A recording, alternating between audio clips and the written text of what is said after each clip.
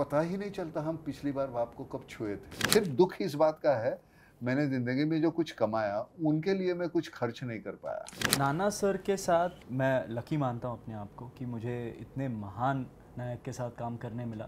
इस करेक्टर को प्ले करने के लिए एक ऐसा एक्टर चाहिए था, इस करेक्टर को समझ सके, उसके पास जीवन का इतना अनुभव हो, तो नाना सर में वो क्वालिटी है। नमस्कार, मैं हूं आशीष। आज मेरे साथ हैं बहुत ही खास मेहमान, एक्टिंग के महासागर के ऐसे अद्भुत पुरुष जो ऐसा प्रहार करते हैं कि जब भी अपनी अदाकारी से उन्होंने कुछ काम किया है वो हमेशा दिल पर लगी है, और एक ऐसे फिल्म मेकर जिन्होंने हमेशा तहलका मचाया है, और एक ऐसा उभरता हुआ सितारा जो गदर मचाता है।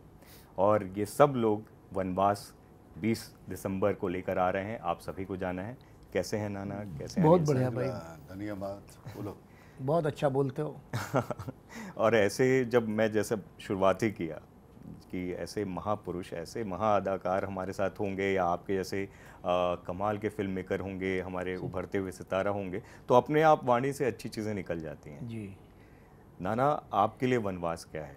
बहुत दिनों के बाद एक ऐसा किरदार मिला कि जो हम समाज की जो विसंगति है उसके ऊपर एक हंसते हंसते टिप्पणी कर सकें, और जो टिप्पणी करते वक्त ऊपर से तो आप हंसते रहोगे और अंदर से लहूलुहान हो जाओगे कि नहीं यार, ये तो हमने सोचा नहीं था। है तो नज़दीक की बात, रोज़ की बात है, लेकिन हमने कभी इसको तवज्जो नहीं दिया, सोचे नहीं इसके बारे में। हमारे यहाँ एक सबसे बड़ी प्रॉब्लम ये है, कहाँ गए थे भाई? नहीं, मैं बनारस गया था, फिर मैं अमरनाथ गया था, वहाँ गया था, क्या नहीं, मंदिर वो दर्शन करने। भगवान हमारे घर में है माँ बाप के रूप में, लेकिन हमारा ध्यान ही नहीं जाता। उनको अगर जाना है, अगर मुझे कहते तो मैं लेके जाऊंगा उनको, लेकिन मुझे जाने की ज़रूरत नहीं। सभी भगवान एक ही जगह मिलते हैं वो दोनों के पास। अब हमारी वो एकत्र कुटुंब पद्धति जो हम कहते थे पहले ज़माने में, हम सभी साथ में चाचा मामा वो सब नज़दीक रहते थे, और सभी चाचा, भाई 5 चाचा है तो 5 चाचा के, और 2 3 बच्चे, तो घर में एक 40-50 लोगों का वो मजमा लगा रहता था। पहचान कराते वक्त ये मेरा चचेरा भाई है, ऐसे हम कभी ये चचेरी बहन है नहीं, ये मेरी बहन है, ये मेरा भाई है, ये रिश्ता रहता था। अब सगे भाई है, उसमें भी रिश्ते नहीं रहे। एक तो है शहर में आए, शहर में इतनी महंगाई है कि एक साथ तुम रह ही नहीं सकते, 40 लोग कहाँ रहेंगे। अब शहरों का हाल ही ऐसा है कि हमें अगल बगल में देखने की फुर्सत ही नहीं है। मेरे दोस्तों को मैं हमेशा पूछता हूँ, तुमने आसमान देखा? तो कितने दिन हो गए, कितने महीने हो गए, हमें ऐसे देखने का फुर्सत ही नहीं है हमारे पास। आसमान का टुकड़ा भी हमारे खिड़की इतना ही होता है ना हमारे, अगल बगल में इतनी ऊंची इमारतें आई, वो आसमान भी छीन लिया हमारा। सही। तो कुछ है ही नहीं हमारे पास, बचा नहीं। रिश्तेवाद की बात होगी तो वहाँ मेरे उम्र के जो लोग हैं वो बिल्कुल अकेले हो जाते हैं। बच्चों के पास वक्त नहीं है, और हम वो तरसते रहते। खाना तो वो जानवर भी खाते हैं यार, लेकिन आएंगे पूछेंगे बाबा क्या है, कैसा है, ऐसा कैसा है, वो पता ही नहीं चलता हम पिछली बार बाप को कब छुए थे, माँ को कब छुए थे। इतने मशगूल हैं हम अपने आप में, तो हमें याद भी नहीं है। मैंने वो एक अपला मानुस करके एक फिल्म की थी, उसमें मैं पूछता हूँ उसको कि मैंने कहा आखिरी बार कब पिताजी को छुआ था रे, याद है? हम जाके ये छूना जो होता है, ये स्पर्श में बहुत कुछ होता है यार, वो भूल गए हम। हम ऐसे ही खड़े रहते, कैसे हो, और तबीयत ठीक, दोपहर में खाया ना बराबर, इतना ही चाहिए यार। और क्या मांगते हैं? भेड़ बकरियां थोड़ी है हम। नाना, अनिल सर आपको गदर के बाद से, जहाँ तक मुझे पता है, आपने कई बार उल्लेख भी किया है कि आपको उन्होंने बोला था कि आपके लिए कुछ स्क्रिप्ट मैं लेके आऊँगा, और आप सोचते थे कि ये क्या, कौन सी फिल्म लेके आएंगे, क्योंकि इनका जो सिनेमा है वो आपको थोड़ा अलग सा लगता था। इस वनवास में ऐसी कौन सी बात लगी जो आपने बहुत अच्छे से इलॉबरेट भी किया। मैंने कहा ना कि सामने वाली हमारी जो बिल्डिंग है उसका रंग मालूम है तुझे? कौन सी बिल्डिंग है, क्या कलर है उसका, हमें याद नहीं रहता। हमें लगता है वो हमारे जहन में रहती ही नहीं। जिस तरह की कहानी वो बयां करना चाहता है, जिस तरह की विसंगति है उस पर उंगली रखना चाहता है कैमरा। हमारी फिल्म ये सिर्फ एंटरटेनमेंट का ये ज़रिया नहीं है, मुझे लगता है एक बहुत बड़ा प्रभावी माध्यम है हमारे सामने, तो उसका इस्तेमाल हमें करना चाहिए सही तरीके से। और बहुत ही वो कन्वेंशनल तरीके से आप करते रहोगे मेलोड्रामा वगैरह तो लोग नहीं देखना पसंद करेंगे। वो हंसते हंसते जो उन्होंने प्रहार किए हैं, वो मुझे वो तरीका बड़ा अच्छा लगा। अनिल सर जी, क्योंकि काफ़ी टाइम से आप लोग साथ में एसोसिएट होना चाह रहे थे, वनवास में जिस तरह का नाना सर ने रोल किया है, पहले तो वो अपनी ज़िंदगी का एक अहम हिस्सा डालते हैं अपने रोल्स में, ये मुझे पता है। आपको इस रोल के लिए नाना सर ही क्यों चाहिए थे, क्या उसमें वजह? देखिए ये जो किरदार है बहुत ही कॉम्प्लेक्स करेक्टर है, और इस करेक्टर को प्ले करने के लिए एक ऐसा एक्टर चाहिए था जो कि इस करेक्टर को समझ सके, उसके पास जीवन का इतना अनुभव हो। एक्टर तो बहुत हैं, लेकिन ऐसा एक कलाकार जो कि ये समझ सके कि भाई ये करेक्टर को मैं इस करेक्टर में डूब सकता हूँ, इस करेक्टर के साथ मैं न्याय कर सकता हूँ, इस करेक्टर को मैं जी सकता हूँ। प्ले नहीं करना है, मुझे जीना है। तो नाना सर में वो क्वालिटी है। नाना सर ने जो करेक्टर किया उस करेक्टर में हमेशा जी है कि आज के जो जेनजी जनरेशन है, आज की जो जनरेशन है, वो हतप्रत हो जाएगी इस फिल्म को देख के और कहेगी कि नाना सर जैसा किरदार एक्टर हमारे बॉलीवुड में है, हमारे भारतीय फिल्मी सिनेमा में है, और हमने उसे देखा। जैसे हम बात करते हैं, जैसे हमसे कई दफ़े हमसे लोग बात करते हैं कि भाई आपने मोहम्मद रफ़ी साहब के साथ गवाया, किशोर कुमार के साथ गवाया, लता मंगेशकर के साथ, तो आज की जनरेशन को वो अवसर मिला ही नहीं, लेकिन हमने देखे वो। ऐसे ही दिलीप कुमार के साथ आपने काम किया, हमको अवसर नहीं मिला। एक बार हमने सब कहानी सुनाई थी, हमारी कहानी जैसे नाना सर को भी सुनाई थी, उनको भी सुनाई थी, और वो उन्होंने पसंद भी की थी मगर नहीं हो पाई। लेकिन वो एक दिलीप कुमार जैसा कलाकार इस दुनिया में पैदा हुआ है, ये अपने आप में बहुत बड़ी बात है, और उसके साथ आप काम कर लें तो बहुत ही बड़ी बात है। तो जैसे कि आप इसीलिए जब आज की ऑडियंस नाना सर को देखेगी तो सोचेगी कि ऐसा भी एक्टर भारत ने पैदा किया। ये मैं चैलेंज देता हूँ सबको, जो किरदार नाना सर ने किया है, सर आपने किया है, it was impossible for many actors to do it. मुझे तो लगता है इतने इन्वॉल्वमेंट के साथ करते लोग, लेकिन इतना फिर भी नहीं कर पाते। नहीं, हमने किया नहीं है, हो गया। हालात ऐसे थे, कुदरत हमारे साथ थी, तो 2 साल में वहाँ शिमला में बर्फ़ नहीं हुई थी, मतलब गिरी नहीं थी, और जिस सीन में हमको बर्फ़ चाहिए थे हमने वो नमक ला के रखे थे 200-300 बोरियाँ, और जिस दिन शूटिंग है उस दिन सुबह जो शुरुआत हो गई कमाल हो गया वो तो साहब, मतलब जैसे कि ऊपर कोई हम रखा शुरू करो, भगवान ने जैसे आशीर्वाद दे दिया हो। और क्या वो जो क्लाइमैक्स बना है, और वो 8-7 घंटे में नाना, उत्कर्ष, सिमरत, हम बर्फ़ में ही खड़े रहे और बर्फ़ गिरती रही और शूटिंग होती रही, ना किसी ने खाना खाया, ना कोई गया, सारी यूनिट वैसे ही खड़ी रही। और मज़ा ये था, मैंने लास्ट शॉट बोला पैकअप और बर्फ़ बंद हो गई।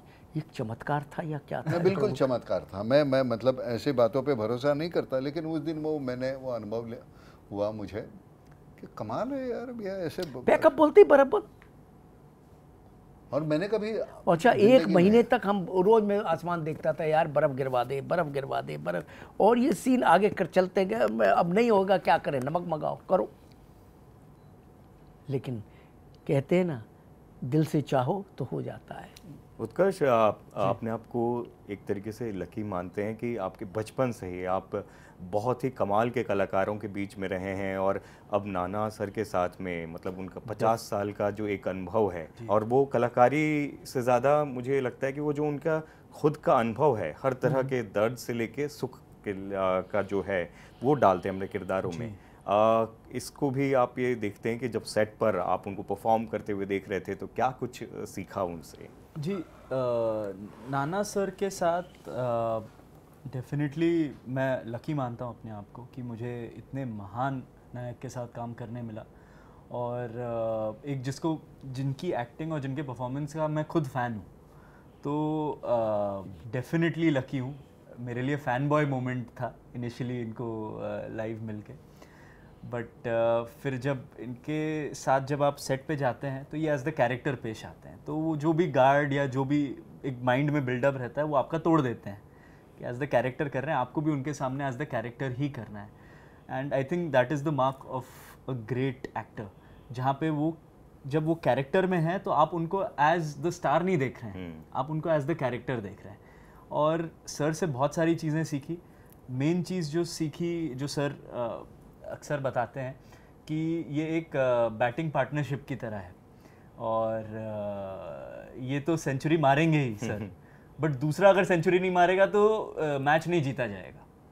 तो दोनों को खेलना है, दोनों को सही खेलना है, एक दूसरे को बताते भी रहना है कि क्या है क्या है। और सर बहुत ऐसे नहीं ट्रीट करते कि उनको सब पता है, वो हमेशा ये ओपन कॉन्वर्जेशन को ओपन रखते हैं कि कुछ भी तुझे लग रहा है तू मुझे बता, जो मुझे बहुत इनिशियली मुझे ये लगा कि अरे मैं सर को क्या बताऊंगा।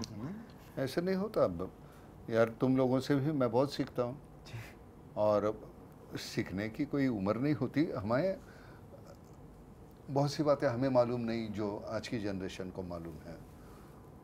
आज की जनरेशन को ये समझता ही नहीं, वो समझता ही नहीं, ये ऐसा है, ऐसे मैं नहीं, बिल्कुल बकवास है। लेकिन कुछ बातें हैं जो एक इतनी बेसिक है, जो हमारे रिश्तों की जो बातें ना, मैं दोबारा वही कहूँगा कि मुझे वही, आज भी मैं मिलता हूँ मेरी बहन को या मेरे भाई को, बूढ़े हो गए, वो जिस तरह से आते हैं, मिलते हैं, छूते हैं,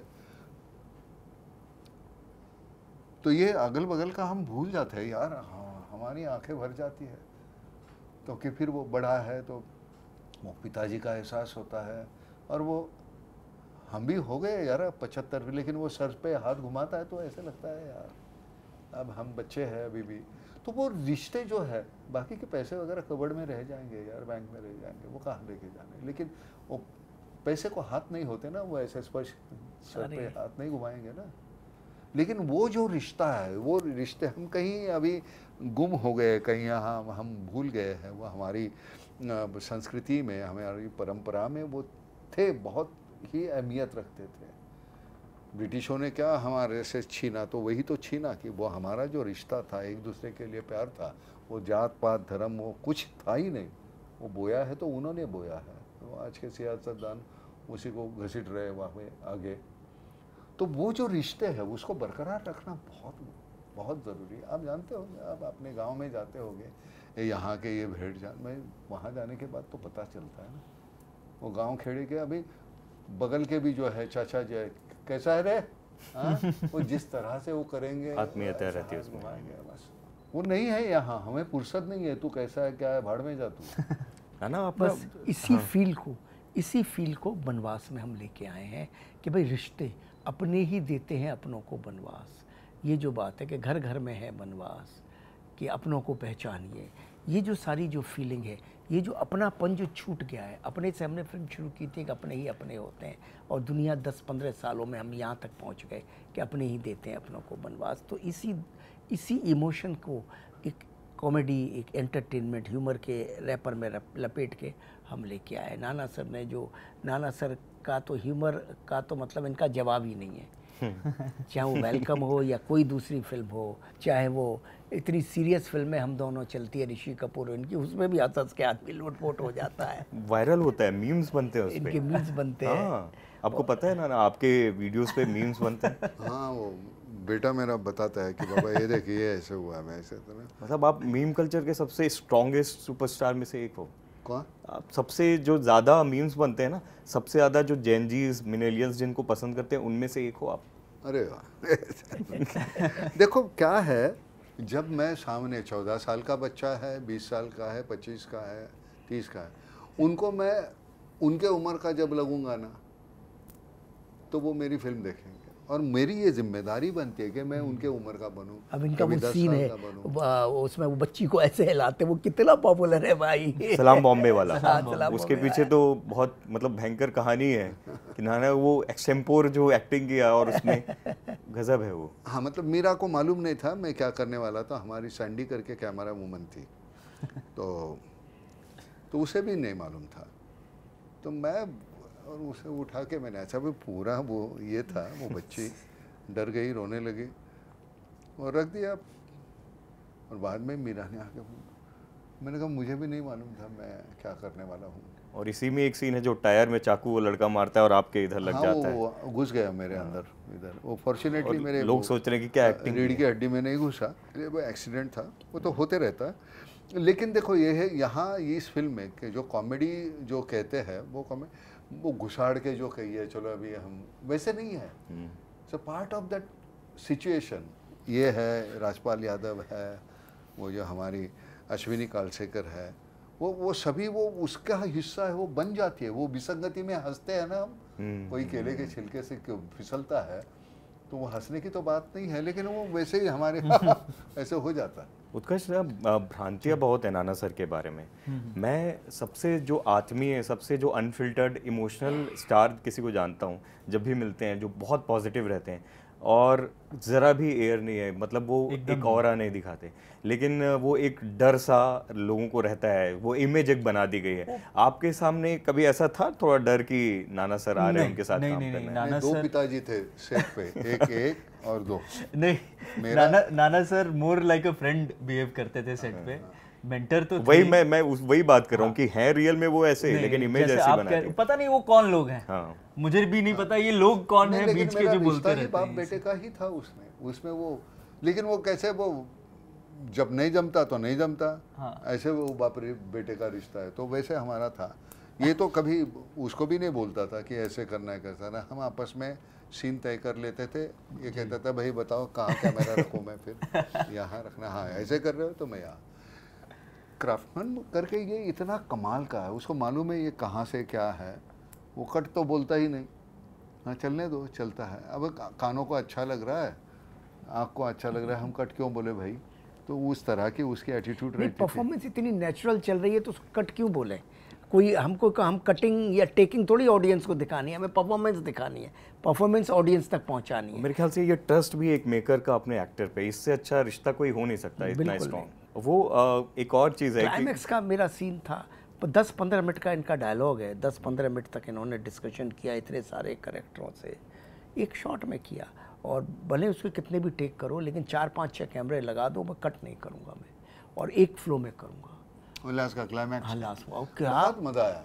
वन सीन, एक पहले इधर बात कर रहा हूँ, फिर इधर कर रहा हूँ, इधर कर रहा हूँ, इधर कर रहा हूँ। आप लगा दो कैमरे, आप कट मत करो, लेकिन वो जो उसका इमोशन का जो फ्लो आता है, इतनी लाइनें, और जब वो डायलॉग ख़त्म हुए चीज़ें, तो इनके मन से ऐसा लगा जैसे 100 मन का बोझ हल्का हो गया, क्योंकि वो कितने दिन से कैरी किए हुए थे, सीन मुझे करना है, सीन।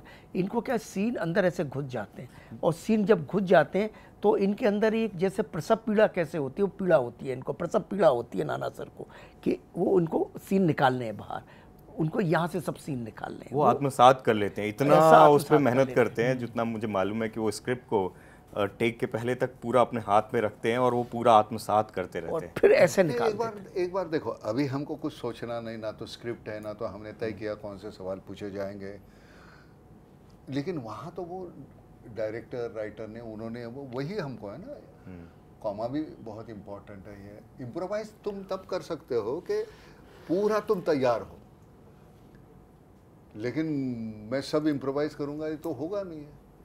स्पोकन वर्ड तो वैसे ही आने चाहिए, एक बार वो हो जाएगा। हम कविताएं भी जैसे बोलते हैं वो वैसे ही आनी चाहिए ना, वो तो उसका मतलब। कविताएं भी बड़ी अच्छी बोली है नाना, इसमें पूरा इनके करेक्टर है जिसमें ये कविताएं बोलते हैं, क्या क्या कविताएं बोली हैं इन्होंने, मजा आएगा पब्लिक को सुन के उन कविताओं को। मारा मारी जो करनी है तो मारा मारी करनी है, फिर उस वक्त वो बिल्कुल फिर वो बुढ़ापा नहीं होता। और मारा मारी भी की है। अरे वाह।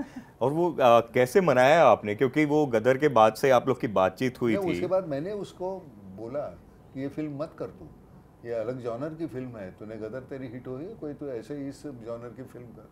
तो उसने कहा नहीं, मुझे यही फिल्म करनी है और यही करूँगा।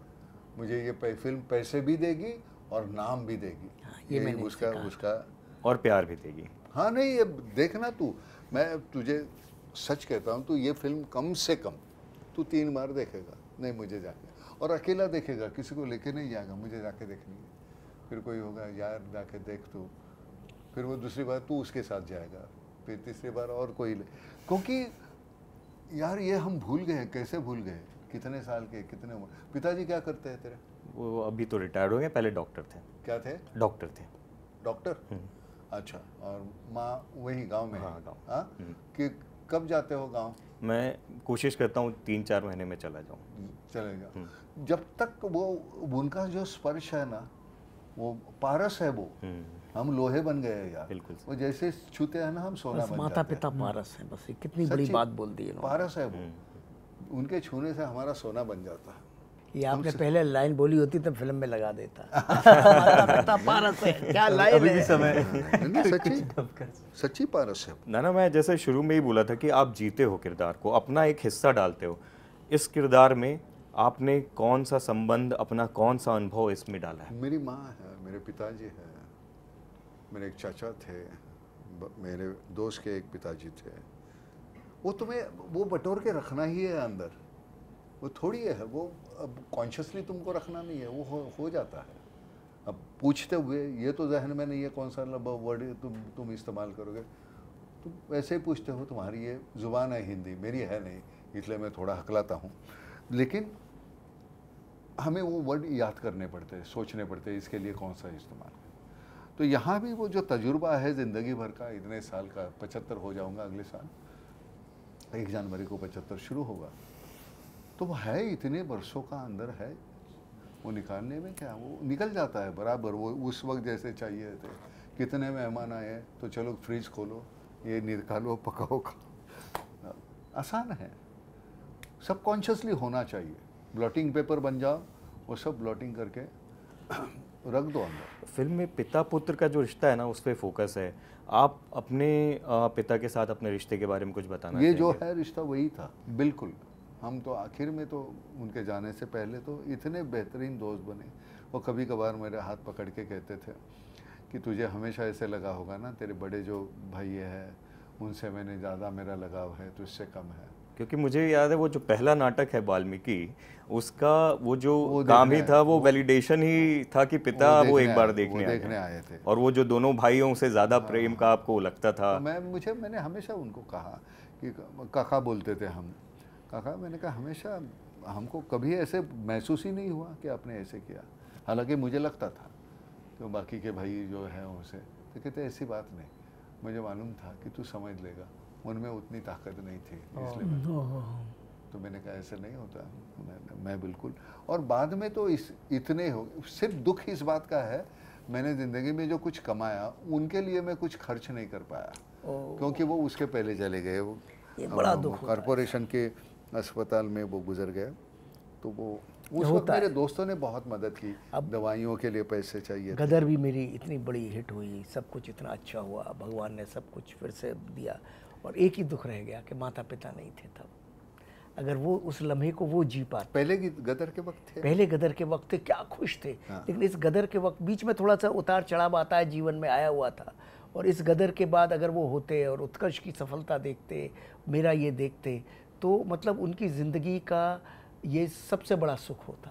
और जो थोड़े बहुत पैसे गदर के बाद हाथ में आए, अगर मैं उनके हाथ में दे पाता। मेरे सभी पैसे दिए ना तूने?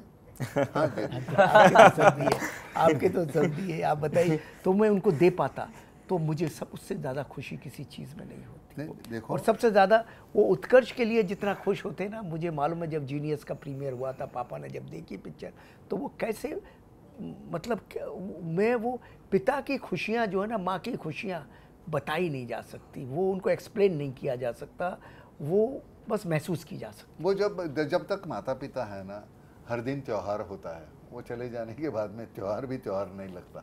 वही है हमारे लिए तो वैसे है। उत्कर्ष, आपका भी बॉन्ड आपके पिताजी के साथ बहुत ही कमाल है। आप जब ये फिल्म कर रहे थे, जैसा कि मैं नाना सर से पूछ रहा था, हमेशा ये पूछता हूँ कि कौन सा हिस्सा डाला आप इसमें, क्या कुछ, क्योंकि इमोशनली बहुत इन्वेस्टमेंट वाला ये कैरेक्टर था, आपने क्या कैसे प्रिपेयर किया था? डेफिनेटली जो भी लाइफ के एक्सपीरियंसेस होते हैं उनसे टेक अवे तो किया ही है। अब मेरा कैरेक्टर अभी ट्रेलर वेलर आया नहीं है तो मैं ज़्यादा कुछ रिवील नहीं कर सकता, बट इतना ज़रूर है कि पेरेंटल इमोशन जो है उससे मैं बहुत स्ट्रांगली खुद को रेजोनेट करता हूँ। खुद मम्मी पापा ही सब कुछ है लाइफ में, और उसके बियॉन्ड कुछ वैसे कुछ है नहीं, कुछ उनसे इम्पोर्टेंट नहीं है।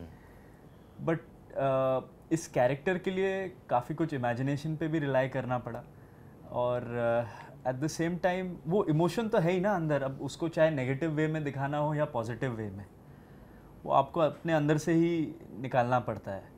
एंड बाकी दूसरे कहानियाँ जो पढ़ी हैं, दूसरे जो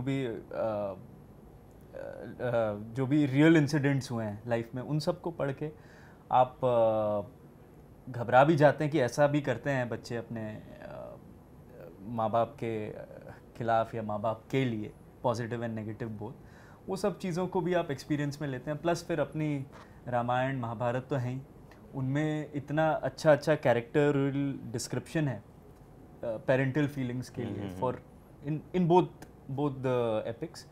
तो वो सब चीज़ों से आपको कुछ ना कुछ ड्रॉ करने को मिल जाता है। अपने इंटरव्यू में अपने रियल और रील जो पापा हैं उनको कुछ बोलना चाहोगे आप?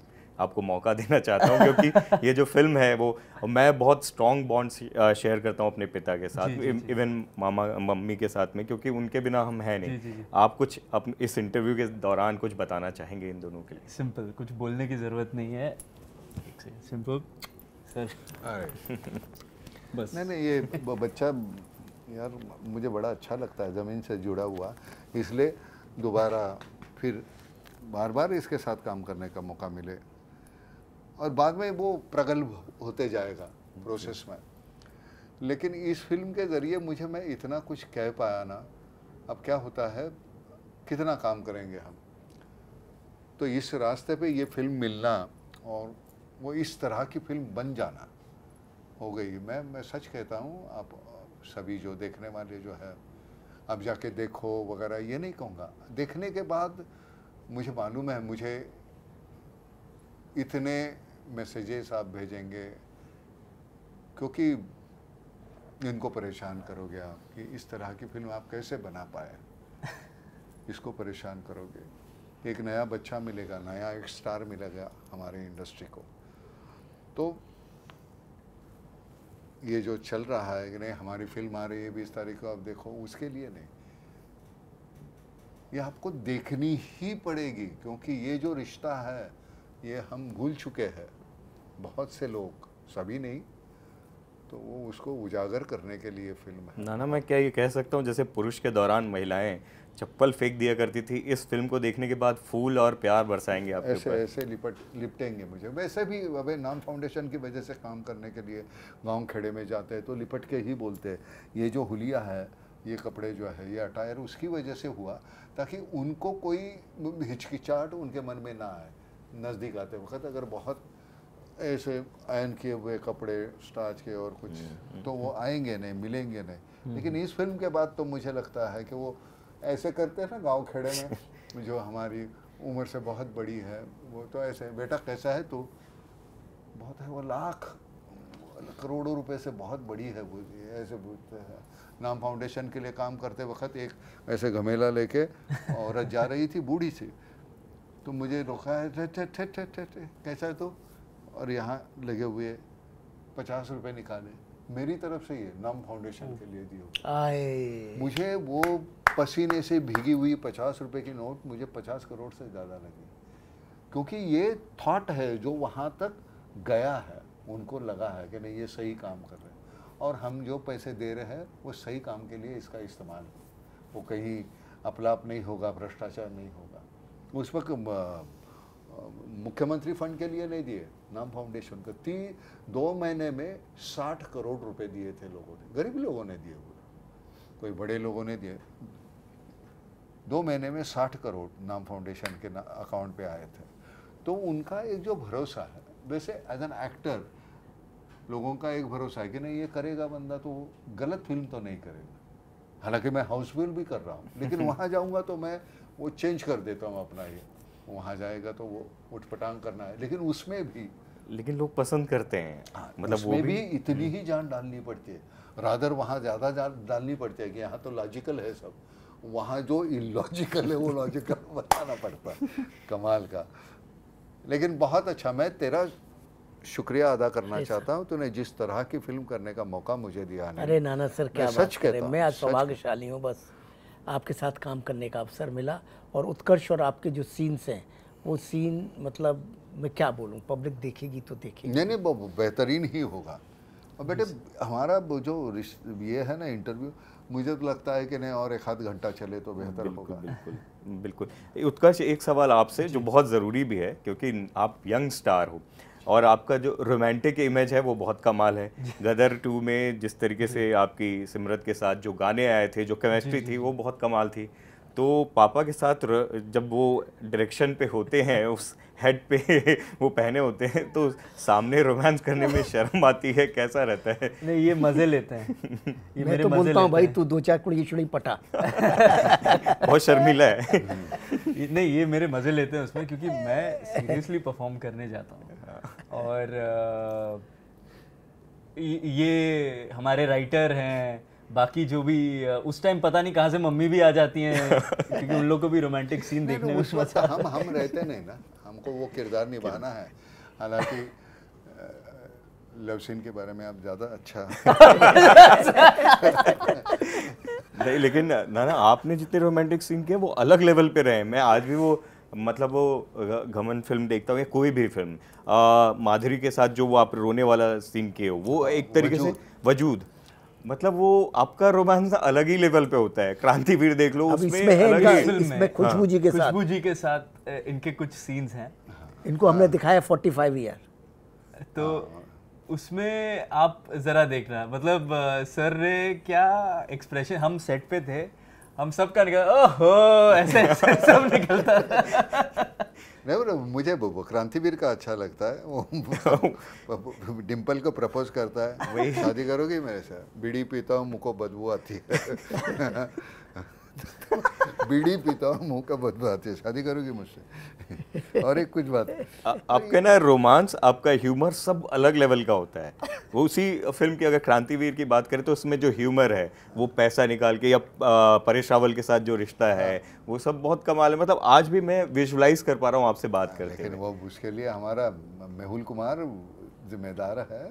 थोड़ा बहुत हम उठपटांग बातें कर लेते हैं, लेकिन जो भी डायरेक्टर है उसका जो क्रेडिट है ना वो उनको देना ही चाहिए। नॉर्मली क्या होता है, नहीं मैंने किया, मैंने नहीं होता, ये नहीं होता तो मैं कुछ नहीं कर पाता, तो वो तो है डायरेक्टर हमारे, लेकिन वो टेढ़ापन जो है वो मेरा अपना है। आखिर में आप तीनों से सबसे खूबसूरत यादें जो सेट पे या शूटिंग के दौरान आपके साथ रह गई अभी तक? हाँ, बनारस की शामें, बनारस की शूटिंगें, बर्फ़ों की शूटिंगें शिमला में, और नाना सर के साथ सीनों पे डिस्कशन, और नाना सर का फिर सारी यूनिट को खाना खिलाना, फिर खाना परोसना, ये सब ऐसी मीठी यादें शाम हैं। को हम क्या ऐसे टेबल रहता था और फिर वो शामे गम की कसम, और फिर ये गाने गाना, इनका पुराने गाने कोई गाना, भी ऐसे बहुत पर बस तो नहीं है मेरा, लेकिन नाना सर को लिट्टी चोखा खिलाया कि नहीं वहाँ का आपने? नाना सर ने लिट्टी चोखा बनारस में नहीं मैंने कुछ नहीं खाया। मैंने वहाँ के लिट्टी चोखा, वहाँ के चाट, ये वहाँ सब से बहुत फेमस चाट है। वाट तो सब खाई, पर ये रोज बना बना के खिलाते थे। ये खुद ही परोस रहे थे। इसने बनारस का मेरी डांट खाई। और लेकिन वहाँ वक्त ही नहीं मिलता था, बाकी की खाने पीने के बारे में सोचना वो वक्त नहीं मिलता था। वो हर बार वही है, वही लेके मैंने वो सच कहता हूँ। और इनके रात में सीनों का डिस्कशन, रिहर्सल, और रात को ही सारा रिहर्सल कर लेना, चीज़ें करना, इनका जो डेडिकेशन है वो रह रह के याद आएगा जब तक हम फिल्म बनाएंगे। मुझे अपमान लगता है जब रिटेक होता है, तो मुझे लगता है कि मैं एक्टर होने के नाते मैं कम पड़ गया। रिटेक होता है तो हाँ, पहला टेक ओके हो गया, हाँ अब हम 10 टेक करेंगे, लेकिन पहला जो है वो होना चाहिए। कहीं मेरी लाइनें तैयार नहीं, ये नहीं तो मज़ा नहीं। और बच्चे भी हमारे बिल्कुल तैयार होके, उस सिमरत भी इतनी एक्सटेम्पोर है, ऐसे लगता है कि लिखा हुआ नहीं है, तो उसका अपना है, वो जिस तरह से करती थी वो हमारा एक छोटा एक बच्चा है उसमें, हाँ, सतेंद्र। सतेंद्र, वो भी उसने क्या वो लापता लेडीज में भी था। बहुत बेहतरीन काम किया है सब। छोटे छोटे यार, उसका जब चल रहा है तो लगता है कि वो उसका ही है, वो लम्हा जो है, वो पल है उसका है। उसमें नाना का रोल इतना है और उसका इतना है, ये नहीं, वो उसका ही है।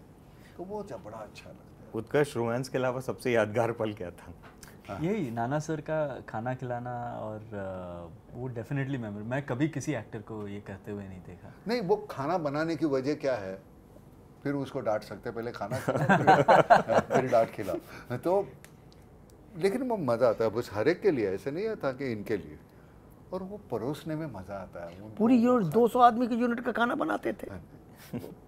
मज़ा आता है। और काम मैं अकेला थोड़ी करता हूँ, सबको काम करता है, सबको लगा देते, तू ये कर, तू ये कर, तो मज़ा आता है। स्वाद क्या है इनके खान के, स्वाद में प्रेम है।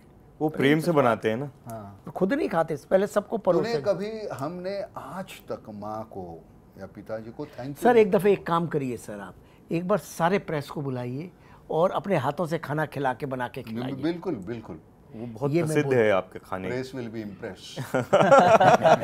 नहीं, दे आर ऑलवेज इम्प्रेस्ड। हम कभी थैंक यू नहीं बोलते माँ को, पिताजी। हम समझते नहीं, उनका काम ही है, वो ये करना ही है, माँ को खाना बनाना है, और ना तो तुम्हारे थैंक यू की राह देखती है वो। लेकिन अगर तुम जाके, माँ आज इतना बेहतरीन है, उनको अच्छा लगे, हम बोलते नहीं है, ये हमारी जिम्मेदारी है यार। अगर माँ आज जो है ना, या माँ आज ये बना, या माँ वो है नहीं, जो है आज सामने, हम खा जाएंगे, भूल भी जाते हैं। हमारा काम रट्टा लगाते रहते हैं, पैसे कमाने, पैसे। मैंने उस दिन मैं गया था दिल्ली में ऐसे ही इंटरव्यू के लिए, तो वो एक कोई चैनल का है ये, तो ऐसे बैठे हुए, ऐसे 50 ऐसी 15-20 लाइनें ऐसी, और ऐसी 50-60 लाइनें ऐसे। तो मतलब इतने लोग बैठे, इतना सा एक स्क्रीन है, और सब ऐसे वो स्क्रीन के इधर बगल में कुर्सी लग के दूसरा है, लेकिन एक दूसरे की तरफ नहीं। तो मुझे ऐसे लगा वो जिंदा लाशें हैं यार, मैं कैसे जीते होंगे। मैं डर गया यार। मैं वहाँ से एक स्टूल मंगाया, मैं उसके ऊपर खड़ा रहा। मैंने कहा ये नौकरियाँ छोड़ दो, जाओ जीना सीखो यार, ये बकवास, मर जाओगे यार, जिंदा लाशें लग रहे हो। ऐसे मैं उन्हीं के पास गया था इंटरव्यू के लिए, उनको ही बोल रहा हूँ जाओ तुम ये नौकरी छोड़ दो। हाँ यार, मैं देख नहीं पाया, बर्दाश्त नहीं कर पाया। इधर बैठा हुआ है बंदा, वो लड़की उधर बैठी है, वो उधर, वो उसके बाद नहीं ना, हम कमाएंगे 40 की उम्र तक। अरे 40 की उम्र तक उसके बाद में जिएगा क्या? सब पूरा निचोड़ लेते हैं तुम्हें, पूरा सब चला गया तुम्हारी जिंदगी का। अब 40-45 की मैं अब जिएंगे, अब क्या जिएंगे, खाक जिएंगे। उतना टेंशन ये लेके 45, 40, 50 उम्र में मर जाते हैं। नहीं, जियो यार, जीना सीखो, मजा आएगा भाई। मरना है तो मरेंगे। ये क्या है, कितने पैसे चाहिए हमको, ये क्या है, पियानो सीखो। आप दोनों से एक लास्ट और आखिरी सवाल, क्योंकि इतना अनुभव है आप दोनों का, गमन से अब तक, वनवास के बीच में सिनेमा, आपने हिंदी सिनेमा कितना बदलते हुए देखा और क्या देख पूरा पूरा बदल गया, पूरा पूरा पूरा। उस वक्त में जो एक स्वाभाविकता थी, मतलब न्यू फिल्म की भी वो वेव आई थी, वो अलग एक फिल्म था, वो गमन वगैरह जो थे, अर्थ वगैरह ये इन्होंने बनाया। लेकिन कमर्शियल सिनेमा बहुत बदल गया। कमर्शियल सिनेमा में वायलेंस उस वक्त नहीं था, ऐसी बात नहीं, लेकिन अभी वायलेंस बहुत आ गया, बहुत आ गया। गंगा जमुना में वायलेंस नहीं था ना, वायलेंस। प्रहार में वायलेंस नहीं था बहुत। गंगा जमुना का वायलेंस, जब हमारा जवान किसी को मारता है तो वो देश के लिए मारता है, वो वायलेंस नहीं है। लेकिन आजकल की फिल्में मैं नाम नहीं लेना चाहता हूँ, वो देखने के बाद फिल्म बहुत चलती है।